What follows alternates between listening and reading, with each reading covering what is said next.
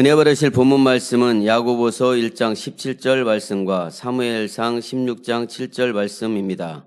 연하여 봉독해 드리겠습니다. 각양 좋은 은사와 온전한 선물이 다 위로부터 빛들의 아버지께로서 내려오나니 그는 변함도 없으시고 회전하는 그림자도 없으시니라. 여호와께서 사무엘에게 이르시되 그 용모와 신장을 보지 말라. 내가 이미 그를 버렸노라. 나의 보는 것은 사람과 같지 아니하니 사람은 외모를 보거니와 나 여호와는 중심을 보느니라. 아멘. 이대대 대교구장이신 조수열 목사님께서 변함없는 중심이라는 제목으로 말씀 증거해 주시겠습니다. 지난 7월 29일부터 30일까지 2박 3일간 진행된 2024년 만민학예 수련회는 감동과 축복이 넘치는 시간이었습니다.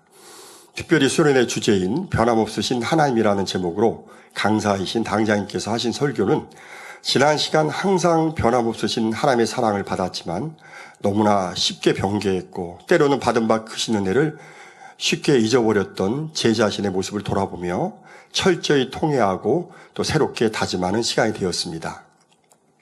그래서 변함없으신 하나님의 사랑처럼 제 자신도 어떻게 하면 변함없는 중심을 회복하고 더 나아가서 온전하게 이룰 수 있을까를 궁구하던 중 이번 설교를 준비하게 되었습니다. 먼저 본문 야고보서 1장 17절의 말씀을 보면 각양 좋은 은사와 온전한 선물이 빛들의 아버지께로서 내려오나니 그는 변함도 없으시고 회전하는 그림자도 없으시니라고 하셨습니다. 모든 은사와 은혜와 축복이 다 빛들의 아버지 즉 하나님 아버지께로부터 내려오는데 하나님은 영이시기에 변함이 없으시고 회전하는 그림자도 없으십니다. 여기서 회전하는 그림자란 어렸을 때 팽이를 치다 보면 팽이가 일정한 속도로 빠르게 회전할 때는 마치 그림자가 서 있는 것처럼 보이지만 팽이의 속도가 느려지기 시작하면 휘청휘청하며 흔들리는 듯한 회전하는 그림자의 모습이 나타나는 것을 말합니다. 이처럼 하나님께서 회전하는 그림자도 없으시다라는 말씀은 우주를 운행하시고 천하 만물을 다스리시고 인류의 생사복을 주관하실 때 한치의 오차나 어그러짐이 없이 공의의 법칙과 질서 가운데 정확하게 다스리신다는 것을 의미합니다. 그래서 우리도 하나님의 모든 은사와 은혜와 축복을 받기 위해서는 이러한 하나님의 변함이 없으신 마음을 닮아 변함이 없는 중심을 이루어 하나님의 마음에 합한 사람이 되어야 합니다. 본문 사무엘상 16장 7절을 보면 여호와께서 사무엘에게 이르시되 그 용모와 신장을 보지 말라. 내가 이미 그를 버렸노라. 그 큰형에 대해서 사무엘이 처음 보았을 때 용모가 아름다워서 하나님이 기름 부음을 하시려고 택하신 자구나 했을 때 하나님께서 사무엘에게 하신 말씀이었습니다. 나의 보는 것은 사람과 같지 아니하니 사람은 외모를 보거니와 나 여호와는 중심을 보느니라고 말씀하신 대로 하나님께서는 어떤 상황에서도 변하지 않을 다윗의 중심을 보셨습니다. 그래서 사도행전 13장 22절을 보면 하나님께서는 사울을 폐하시고 다윗을 왕으로 세우시고 증거하여 가라사대 내가 이새의 아들 다윗을 만나니 내 마음에 합한 사람이라 내 뜻을 다 이루게 하리라고 말씀하셨습니다. 사울은 한때 하나님께 기름 부음 받아 왕으로 세움을 받았지만 하는 일이 계속 잘 되다 보니 점점 초심을 잃고 변개하여 교만해지자 하나님의 말씀에 거듭 불순종하여 결국 버림을 받게 됩니다. 하지만 다윗은 어떤 상황에서도 변하지 않는 중심으로 하나님의 마음에 합한 사람이었기에 하나님의 뜻과 섭리를 이루신 것을 볼 수 있습니다. 이처럼 우리도 다윗처럼 변함없는 중심을 온전히 이루어 하나님의 마음에 합한 사람이 되면 우리를 향하신 하나님의 모든 섭리와 뜻은 반드시 이루어질 것입니다. 다윗이 변함없는 중심으로 하나님의 마음에 합한 사람이 된 것에 대해 좀 더 자세히 설명하면 다윗이 하나님의 마음에 합하다. 보통 1 더하기 1은 2, 합하다, 하나 된다는 뜻이죠. 이렇게 마음과 하나 된다라고 말씀하신 데에는 이유가 있습니다. 하나님이 그를 마음껏 쓰실 수 있도록 온전한 그릇을 만들기 위하여 불같은 연단을 허락하실 때 다윗은 오직 하나님의 선하신 뜻을 믿고 하나님의 인도하심에 자신의 모든 삶을 맡겨드림으로 하나님과 합한, 즉 하나 된 삶을 살았기 때문입니다. 그래서 사울왕이 죽이려 하자 다윗은 도망다니면서 여러 차례 죽음의 고비를 넘기고 정처 없이 유랑하며 다닐 때에도 그 입술에서는 원망이나 불평보다도 오직 여호와는 나의 목자시니 내가 부족함이 없으리로다 라는 믿음의 고백만이 중심에서 나온 것을 볼 수 있습니다. 심지어 블레셋 아기스 왕 앞에서는 잡힐 수 있는 위기를 모면하기 위해서 침을 흘리며 기둥을 긁으면서 미친 짓을 할 때도 있었습니다. 자존심이 조금이라도 있는 사람이라면 내가 원한 것도 아닌데 갑자기 기름을 부어 이스라엘의 왕을 세우시더니 이제는 목숨의 위협을 받아 여기저기 피해 다니다가 급기야 이런 미친 짓까지 해야 하나 하며 신세를 한탄스러워 할 수도 있었습니다. 그때도 역시 다윗은 변함없이 하나님을 찬양하며 하나님에 대한 신뢰가 흔들리지 않았습니다. 그러다 사울을 피하여 블레셋에서 망명생활을 할 때는 가던 곳마다 승리하여 좀 안정을 이루나 싶었지만 잠시 거처를 비운 사이 아말렉의 침략을 받아서 자기 아내와 자식들뿐만 아니라 함께한 사람들의 가설과 소유물까지 다 잃었을 때는 울 기력이 없도록 소리내어 우는 지경에까지 이르게 됩니다. 이때 다윗과 함께한 사람들의 심정은 한결같이 앞이 캄캄하고 하늘이 무너져 내리는 기분이었을 것입니다. 여기에 엎친 데 덮친 격으로 이에 흥분한 다윗의 사람들은 지도자인 다윗을 돌로 치료하는 상황까지 벌어집니다. 물론 그들의 허탈한 심정은 10분 이해할 수 있지만 아무리 그래도 자신의 주군인 다윗을 돌로 치료하는 지경까지 이르렀을 때 다윗의 입장에서는 앞으로 내가 이런 사람들을 믿고 큰일을 이룰 수 있을까 하는 회의감이 들 수도 있는 상황이었습니다. 이때도 다윗은 변화없는 중심으로 하나님을 의지하여 힘을 얻고 용기를 얻어 난관을 극복해 나가며 하나님에 대한 신뢰를 더욱 든든히 만들어 갑니다. 이렇게 다윗은 변함없는 중심이었기에 하나님께서는 다윗을 내 마음에 합하다 하시며 다윗을 통해 크신 뜻과 섭리를 다 이루실 수 있었던 것입니다. 이렇게 다윗처럼 하나님께 변함없는 중심으로 믿음과 신뢰를 가질 때 하나님께서는 그런 사람을 마음껏 빚어 원하시는 그릇을 만들어 사용할 수 있고 사울처럼 쓰임받다 버림받는 것이 아니라 오히려 다윗처럼 그 유의가 영원한 축복을 받을 수가 있는 것입니다. 그러면 이런 변함없는 중심을 이루려면 어떻게 해야 할까요? 변함없는 중심을 이루려면 첫째로 첫사랑을 회복해야 합니다. 첫사랑이란 말은 사실 사랑이 변함없고 한결같다면 필요 없는 말입니다. 그런데 처음 사랑보다 나중에 사랑이 변했기에 첫사랑이란 말이 필요한 것입니다. 그래서 하나님에게나 혹은 사람에 대한 사랑이 온전하려면 처음 사랑을 다시 찾아서 처음과 나중이 동일한 사랑, 다시 말해 한결같고 변함없는 사랑을 이루어야 합니다. 은혜를 체험한 성도라면 누구나 하나님을 처음 만났을 때 은혜가 너무 감사하여 하나님을 마음 깊이 뜨겁게 사랑하는 첫사랑의 체험이 있을 것입니다. 앉으나 서나 당신 생각이란 노랫말처럼 연인의 사랑 그 이상으로 마음 가득 하나님의 사랑으로 가득 채워져 오직 하나님만 보이는데 이는 마치 컴컴한 동굴 속에 있다가 강렬한 햇빛을 보면 잔상 효과가 너무나 강해서 눈을 감아도 햇빛이 선명하게 남아있는 것과 같은 이치입니다. 그러기에 죽을 수밖에 없는 나를 위해 우리 주님이 십자가에 달리신 고난을 떠올리면 눈물이 앞을 가리고 나 같은 죄를 살리신 하나님의 사랑이 너무나 크기에 예전에 크게 잘못했던 사람도 다 용서가 되고 또 어떤 큰 잘못을 나에게 저질러도 미움이 전혀 가지 않습니다.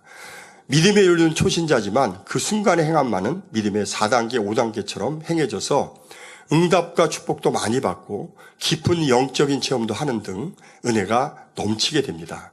아마 이때 이 충만함을 잃지 않고 계속해서 성장해 갔다면 온전한 믿음의 단계도 금방 들어갈 수 있었을 것입니다. 저도 첫사랑의 뜨거운 체험이 있습니다. 20대 초반 의과대학을 다니다가 뇌종양이란 중환병에 걸려서 수술을 받았지만 다시 재발하여 6개월이나 1년밖에 살지 못한다는 사형 선고를 받게 되자 자포자기한 심정이 되었습니다.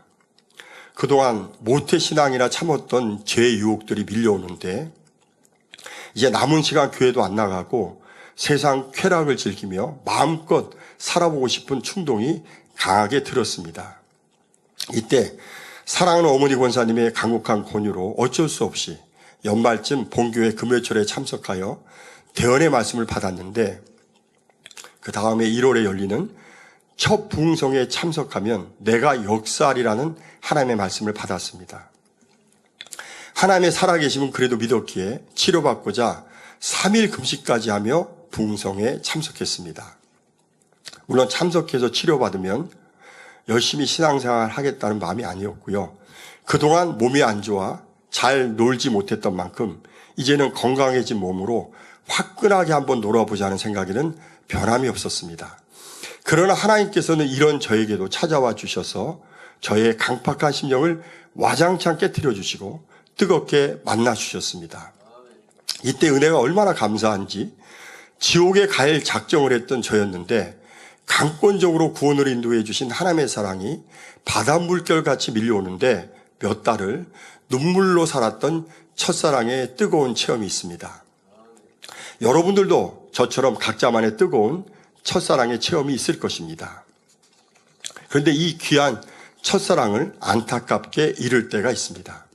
이제 믿음의 성장을 위해 연단을 받다 보면 하나님의 사랑이 좋은 것으로만 알았는데 피부적으로 느껴지는 것은 내 생각과 맞지 않기에 더 깊은 하나님의 사랑을 깨닫지 못하고 점차 그 사랑이 식어져 가는 것입니다. 이는 마치 엄마가 갓난 아이를 품고 있다가 스스로 걷게 하고자 품에서 내려놓으면 아이가 이리저리 부딪힐 때 엄마의 품으로 돌아오려 슬피 울고 손을 벌리며 애원하지만 엄마가 받아주지 않을 때 서운해하는 것과 같은 이치입니다.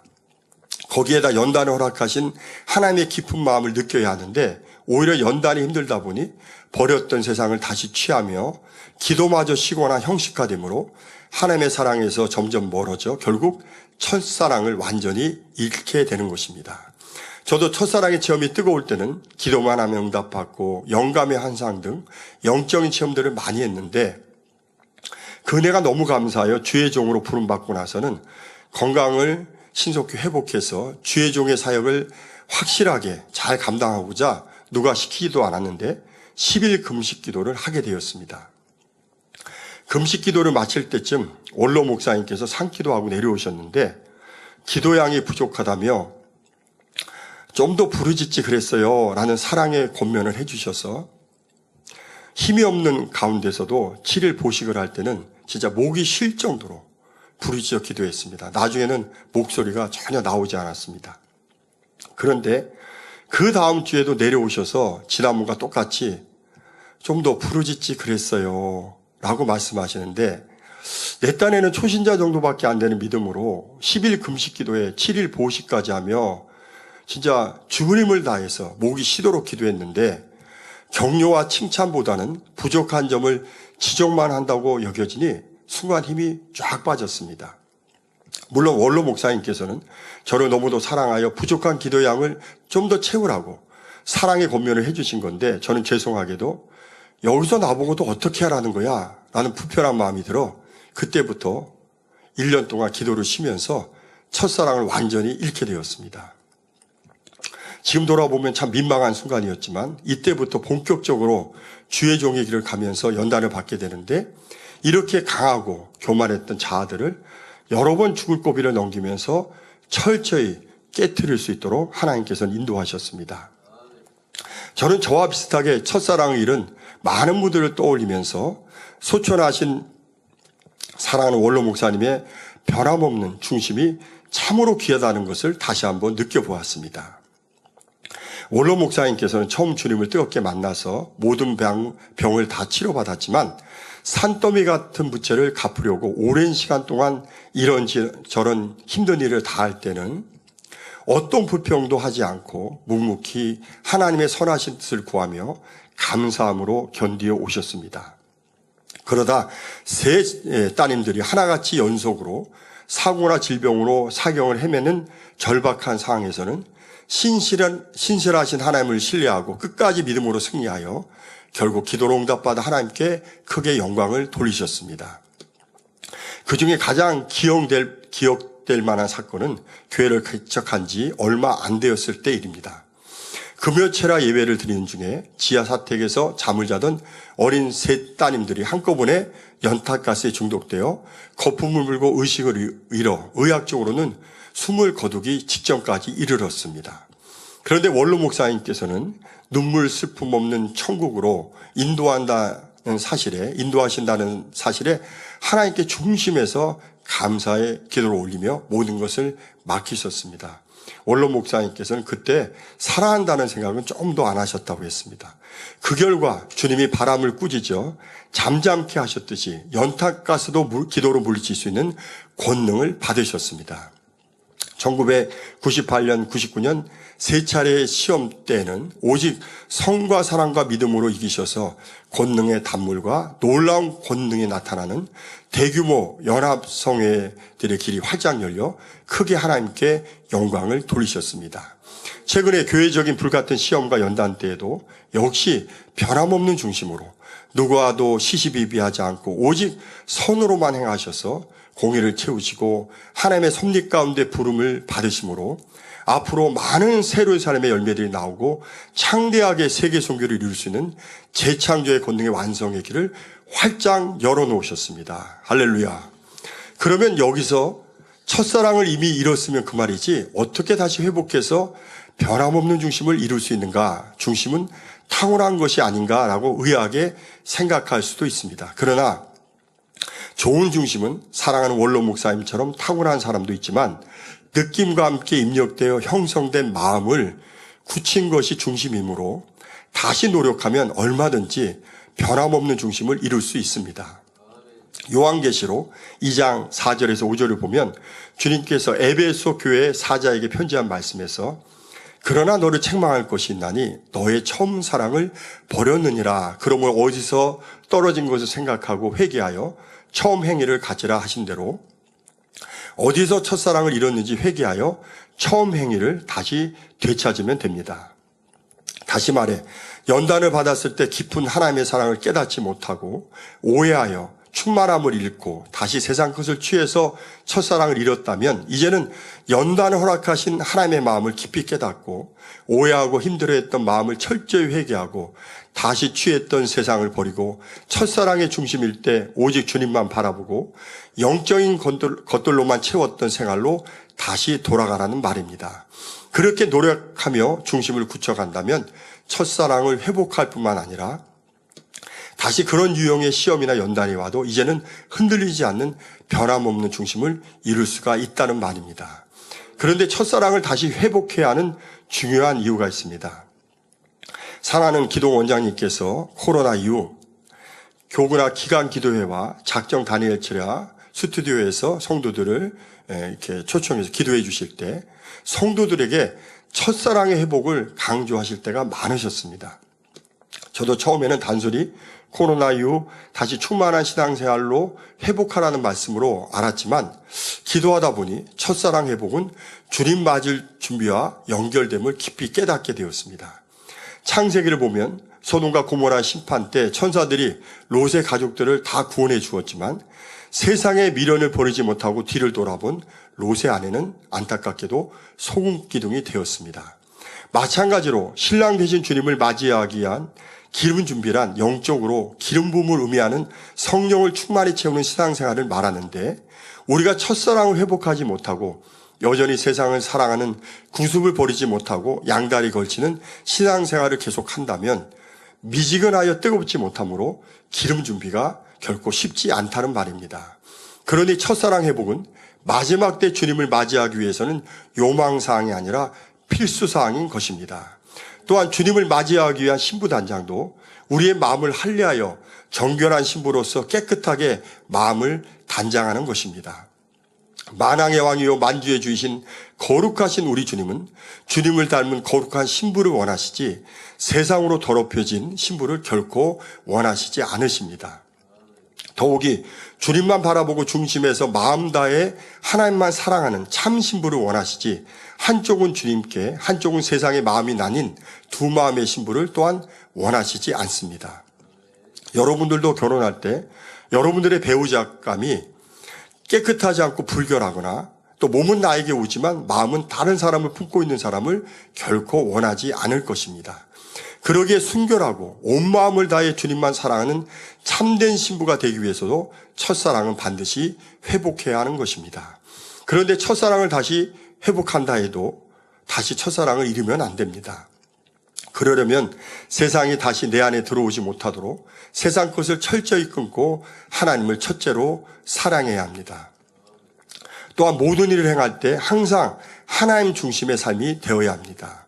어떤 시험이나 연단이 왔을 때 자기 기준에 맞추어 힘들어하지 말고 중심을 하나님께 맞추어 왜 사랑의 하나님께서 이런 시험과 연단을 나에게 허락하셨을까를 궁구하며 그 섭리와 뜻을 깨달아갈 때 하나님의 깊은 사랑을 느끼며 부족한 점을 채워서 신속히 연단을 통과해 갈 수 있습니다. 그럴 때 오히려 시험과 연단을 통하여 하나님을 향한 사랑이 더 깊어지므로 첫사랑을 잃지 않을 뿐만 아니라 더 온전해질 수가 있는 것입니다. 변함없는 중심을 이루려면 둘째로 항상 충만한 삶이 되어야 합니다. 충만하다라는 말은 사전을 보면 가득하게 차 있다라는 뜻입니다. 그래서 항상 충만한 삶이 되려면 바로 성령의 충만함을 받아야 합니다. 그런데 성령의 충만함을 단순히 기도나 찬양을 통해 은혜를 많이 받아 은혜가 충만한 것으로만 오해할 때가 있습니다. 요한복음 1장 14절을 보면 우리 예수님을 볼 때 말씀이 육신이 되어 우리 가운데 거하심에 우리가 그 영광을 보니 아버지의 독생자의 영광이요 은혜와 진리가 충만하더라고 말씀하셨습니다.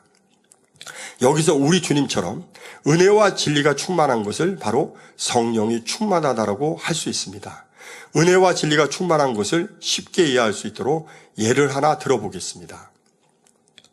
제가 예전에 기독교 방송에서 어떤 목사님께서 설교하신 말씀을 들을 기회가 있었습니다.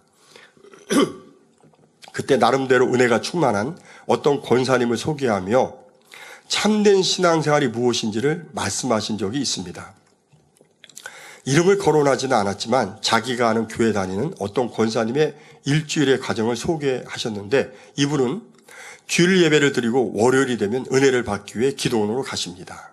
그래서 금요일까지 은혜를 충만하게 받고 금요 철야를 드리기 위해 하산해서 집에 돌아와 철야 예배를 드리십니다. 그런데 그 다음날 토요일에는 남편 장로님과 하루를 함께 보내는데 성격 차이로 대판 싸우십니다. 그러고는 주의를 지킨 후에는 다시 기도원으로 올라가는 생활을 반복하시면서 본인은 은혜가 충만한 신앙생활을 하고 있다고 생각하시는데 그 목사님의 말씀의 결론은 이런 신앙생활을 성령 충만하다고 착각해서는 안 된다는 말씀이었습니다. 그러면 이 권사님께서 나름대로는 시간을 내어 사모하는 마음으로 기도원에 올라가서 은혜를 충만하게 받고 오시는데 무엇이 잘못된 것일까요? 바로 잠시 은혜는 충만할 수가 있지만 진리가 충만하지 않게 남편 장로님과 대판 싸울 때 은혜를 쏟아버려서 다시 원점으로 돌아간다는 점입니다. 받은 바 은혜의 충만함을 지키기 위해서는 내 안의 진리를 충만히 채워 어떤 시험이 와도 승리해야 하는데 내 안의 진리가 충만치 않으니 결국 은혜도 잃어버려 충만치 않게 되는 것입니다. 그럼 진리의 충만함은 무엇일까요? 마음에 있는 죄와 악을 버리는 마음의 할례를 통해 내 안에 있는 진리의 말씀을 채워 진리의 사람으로 마음을 변화시켜 가는 것입니다. 그럴 때 참된 은혜와 진리가 충만한, 다시 말해 성령 충만한 신앙생활을 할 수가 있는 것입니다. 항상 충만한 삶이 되려면 또 중요한 것이 있는데 감정의 기복이 없어야 합니다. 사람의 성격 중에는 날씨에 비유하여 열대성 저기압과 같은 사람이라는 말이 있습니다. 고온다습한 열대성 저기압의 날씨는 평소에는 무더울 정도로 기온이 높고 하늘도 쾌청합니다. 그런데 갑자기 소나기가 오면 짧은 시간 안에 거의 장마 수준으로 비가 와서 저지대는 금방 물에 잠길 정도가 됩니다. 이처럼 한나절이나 혹 며칠 동안은 충만하다가도 어떤 기분 나쁜 일이 생기면 믿음으로 이기지 못하고 충만함을 잃어서 오히려 밑바닥과 같이 냉랭해지는 사람을 볼 때가 있는데 이런 사람들을 가리켜 그렇게 말하는 것입니다. 또 냄비 신앙이란 말이 있습니다. 충만할 때는 너무 뜨거워 믿음의 4, 5단계에 가까운 모습을 보입니다. 그러나 마음이 꾸준하지 못하니 냄비가 뜨거워졌다가 불을 끄면 금방 식어지는 것처럼 신속히 믿음의 열정이 식어지면서 다시 초신자와 같은 신앙으로 돌아오는 사람들이 있습니다. 이런 감정의 기복이 있는 신앙을 변화시켜야 합니다. 기분이나 감정에 따라 쉽게 흔들리는 간사한 마음을 철저히 뿌리 뽑아 항상 기뻐하는 신앙이 되어야 하고, 변개하는 속성을 빼버려 요동하지 않고 변함없는 중심의 신앙이 되어 항상 충만한 삶이 되어야 하는 것입니다. 항상 충만한 삶이 되기 위해서 또 한 가지, 야고보서 1장 4절의 말씀대로 여러 가지 시험을 만나거든 온전히 기쁘게 여겨야 합니다. 그냥 기쁘게 여기는 것이 아니라 온전히 기쁘게 여겨야 한다는 말입니다. 제가 최근에 어떤 분을 보았는데 나름대로 자녀에게 맞추어 잘해 주었는데도 자녀가 자기 주장과 고집을 내세워 강하게 나오니 마음이 아주 불편한 마음은 없었지만 하도 기가 막히고 어이가 없어 웃음이 나오더라고 했습니다. 또 왠지 황당하고 씁쓸하고 허전한 마음이 들어 조금씩 그런 마음들이 드니까 그런 감정들이 자기도 모르게 점점 쌓여져 갔습니다. 그러다 너무 억지스러운 상황이 벌어지자 그동안 참았던 것들이 폭발하는데 아들과 대판 싸우는 일이 벌어졌습니다. 물론 그 일을 통해 그분은 자식에게 오랫동안 쌓아왔던 감정들을 발견하고 눈물로 진정 어린 사과를 통해 그 아들이 변화되었을 뿐만 아니라 그분도 변화되는 축복의 기회가 되었습니다. 그런데 저는 이 모습을 통해 여러 가지 시험을 만나거든 온전히 기쁘게 여겨야지, 한편으로는 웃으면서도 뭔가 허전하고 씁쓸한 마음이 남아있다면 이것도 쌓여서 시험에 들 수도 있겠구나라고 깨달아지며 항상 충만한 삶이 되려면 어떤 상황에서도 온전히 기쁘게 여기는 삶을 중심에서 살아야 한다는 사실을 더욱 명심할 수가 있었습니다. 항상 충만한 삶이 되려면 마지막으로 주님의 평강을 잃지 않도록 해야 합니다. 골로새서 3장 15절을 보면 그리스도의 평강이 너희 마음을 주장하게 하라. 평강을 위하여 너희가 한 몸으로 부르심을 받았나니 또한 너희는 감사하는 자가 되라고 말씀하셨습니다. 그리스도의 평강이 우리 마음을 떠나지 않고 항상 주장하게 해야 하는데 그러려면 감사하는 자가 되라고 하셨습니다. 평강은 마음의 평안과 몸의 강건함이 함께 임한 상태로서 우리 주님이 십자가의 고난을 당하기 전에는 두려워하는 제자들에게 너에게 평안을 주노니 나의 평안을 주노라 라고 말씀하셨습니다. 그런데 부활하신 이후에는 제자들에게 나타나 너에게 평강이 있을지어다 하시며 온전한 평강의 축복을 빌어주셨습니다. 그래서 성령을 받은 우리들은 주님의 평강이 우리 마음을 항상 주장하게 해야 합니다. 그런데 주님의 평강을 잃지 않고 항상 우리 마음을 주장하게 하려면 항상 모든 일에 감사하는 자가 되어야 합니다. 우리가 범사에 감사해야 하는 이유는 우리가 어떤 일을 만나도 거기에는 모든 일에 합력해서 누리시는 하나님의 선하신 뜻과 섭리가 있기 때문입니다. 다시 말해 우리를 더 깊은 선으로 이끄시는 하나님의 계획하심과 인도하심이 있다는 말입니다. 우리 주님의 고난 뒤에는 부활의 영광이 예비되어 있듯이 우리에게 허락된 시험과 연단 뒤에는 감추어진 비밀이 있는데 바로 예비된 축복이 있다는 사실입니다. 다시 말해 시험과 연단을 믿음으로 잘 통과할 때 우리의 믿음은 더욱 성장하게 되고 주님의 더 깊은 사랑의 차원으로 가까이 들어가게 된다는 사실입니다. 저는 얼마 전에 우리가 자주 부르며 은혜를 많이 받고 있는 은혜라는 찬양을 지으신 송경민 목사님의 간증을 들으며 큰 은혜를 받은 적이 있습니다.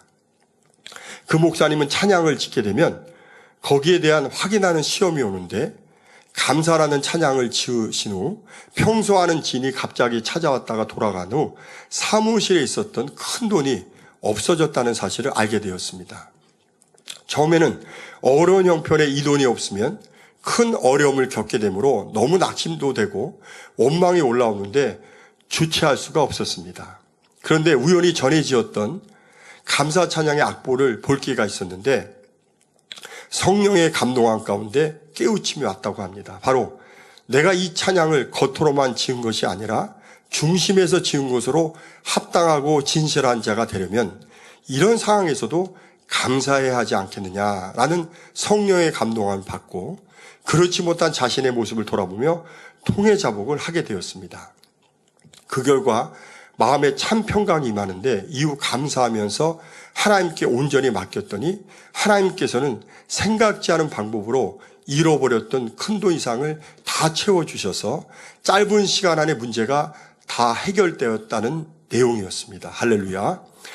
저는 이 간증을 들으면서 감사는 기적을 일으키는 열쇠가 된다는 사실을 다시 한번 확인할 수가 있었습니다.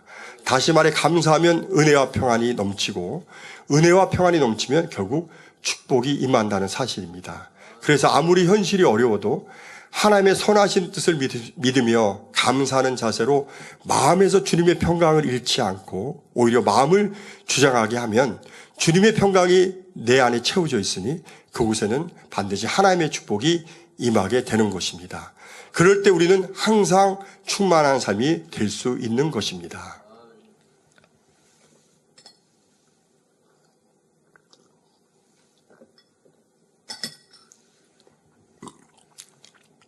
변함없는 중심을 이루려면 셋째로 자신의 마음을 지켜야 합니다. 잠언 4장 23절을 보면 무릇 지킬 만한 것보다 더욱 내 마음을 지켜라. 생명의 근원이 이에서 남이라고 말씀하셨습니다. 생명은 영이요 영은 변함이 없는 것입니다. 그래서 마음을 지킬 때 생명인 영을 얻을 수가 있고 영을 얻을 때 변함없는 중심을 이룰 수가 있습니다. 그런데 여기서 마음을 지킨다는 것은 먼저 마음 먹은 것을 지켜 완수한다는 뜻이 있고 다음으로 마음을 진리로 지킨다는 뜻이 있습니다. 먼저 마음 먹은 것을 지켜 완수하는 것에 대해 말씀드리겠습니다. 세상에서도 성공하는 사람들의 공통점은 오늘 할 일을 내일로 미루지 않고 성실하게 열심히 일하여 끝을 본다는 사실입니다. 성실이라는 단어의 한자 의미를 살펴보면 이룰성 열매실이라고 해서 열매가 맺힐 때까지 변함없이 이루어가는 것을 의미합니다. 그래서 시편 37편 3장 후반절을 보면 3절 후반절을 보면 땅에 거하여 성실로 식물을 삼으라고 말씀하셨습니다. 우리가 건강하게 생명활동을 유지하기 위해서는 삼시세끼 규칙적으로 식물, 즉 음식물을 먹어야 하듯이 이 땅에 사는 동안에는 성실로 식물을 삼아야 한다는 말입니다.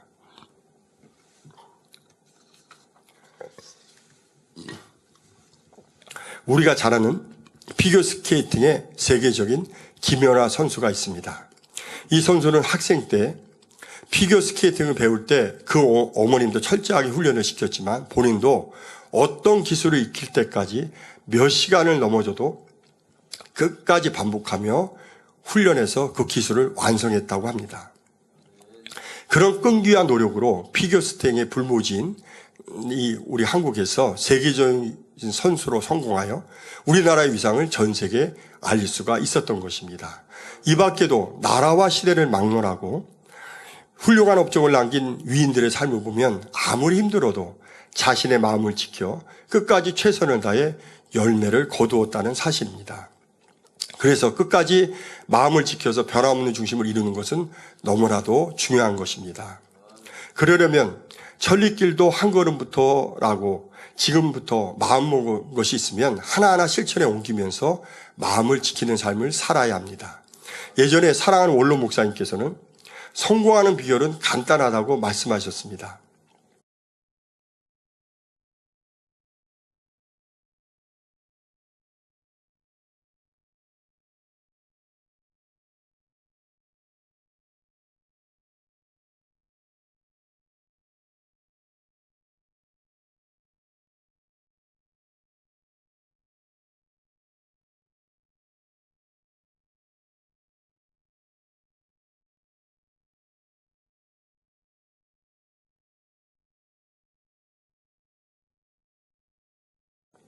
하는 것은 생명을 얻는 것과 같은 것입니다. 우리 만민의 성도들은 세상 어떤 사람들보다 더 가치 있고 아름다운 믿음의 목표가 있습니다. 새 예루살렘의 소망이지요. 예전에 원로 목사님께서 천국의 처소를 설명하시며 세계에서 가장 고가의 값비싼 저택들을 설명하실 때가 있으셨습니다. 집의 가격이 천문학적인 액수였던 수천 평, 수만 평의 의리의리한 집들을 소개해 주셨는데 너무나 아름답고 멋있는 집들이었습니다. 이 땅에서는 아무리 가져보고 싶어도 일반 사람들의 힘으로는 결코 가질 수 없는 꿈만 같은 집들이었습니다. 그런데 원로 목사님께서는 천국의 1,000층, 2,000층에만 들어가도 그 집의 규모나 아름다움과 영화로움이 이 땅의 어떤 집과도 비교할 수 없으며 특별히 천국 3,000층 집의 규모는 수천 평에서 수만 평에 이르고 새 예루살렘에 가면 그 집의 규모가 수십만 평에서 수백만 평에 이르기까지 대단하다고 하셨습니다. 그래서 그 화려함과 영광은 마치 하나의 중세시대의 웅장한 성과 같다고 말씀하실 때 더욱 새 예루살렘을 사모했던 기억이 있습니다. 사랑하는 성도 여러분, 그런 집에서 살고 싶지 않으십니까? 저는 너무나 살고 싶습니다. 그러려면 새 예루살렘을 목표로 차근차근 계획을 세우고 마음을 지켜 그리스도의 장성한 믿음의 분량까지 멈추지 않고 성장해 나가야 합니다. 그럴 때 하나님께서는 우리의 변함없는 중심을 보시고 우리를 새 예루살렘까지 인도해 가실 것입니다. 그 다음은 마음을 진리로 지키는 것에 대해 말씀드리겠습니다. 우리는 꿈의 사람 요셉이 어떻게 하나님의 인도와 축복을 받았는지 잘 알고 있습니다. 요셉처럼 하나님의 인도하심에 순종하는 삶이 되면 누구나 만사형통의 축복을 받을 수가 있습니다. 그런데 이렇게 하나님의 인도하심을 받으려면 신약시대에 와서는 성령의 밝은 음성과 주관과 인도하심에 순종하는 삶을 살아야 합니다. 사랑하는 당장님께서는 얼마 전 설교하실 때 성령의 음성을 밝히 듣고 순종하는 삶을 살기 위해서는 성령의 음성을 혹 밝히 못 듣는다 할지라도 낙심하지 말고 먼저 내 마음에 선한 양심을 쫓아 이것이 선이다 진리다라고 여겨지는 대로 마음을 지켜나가면 된다고 하셨습니다. 그럴 때 하나님께서는 자기 마음을 지켜 순종하려고 노력하는 사람에게 성령의 음성도 밝히 들을 수 있도록 인도하신다고 하셨습니다. 이렇게 마음에 오는 것을 지켜나갈 때 변함없는 중심을 인정받아 하나님께서는 더 밝히 인도해 가실 수가 있는 것입니다. 꿈의 사람 요셉의 말씀에서 우리가 간과해서는 지나쳐서는 안 될 또 하나의 사실이 있습니다. 요셉이 아무리 중심이 좁고 변함없이 마음을 지켜 성실하게 최선을 다하는 삶을 살았다 할지라도 보디발의 아내의 유혹에 마음을 지키지 못했다면 하나님이 주신 꿈은 결코 이루어질 수가 없었다는 사실입니다. 우리도 세상 유혹으로부터 자신의 마음을 진리로 지켜야 합니다. 그럴 때 진리의 영이신 하나님의 인도하심과 축복을 받을 수가 있는 것입니다. 그러려면 쌓은 선에서 선이 나온다는 말씀대로 평소에 적은 것부터 진리에 순종하는 삶을 살아야 합니다. 적은 것도 마음을 못 지키는데 큰 시험이 왔을 때 마음을 지키기는 결코 쉽지 않기 때문입니다. 인류의 조상인 아담 하와가 범죄하여 이 세상으로 쫓겨나는 비극의 시작도 하나님의 말씀을 명심치 못하고 마음을 지키지 못한 데 원인이 있었습니다.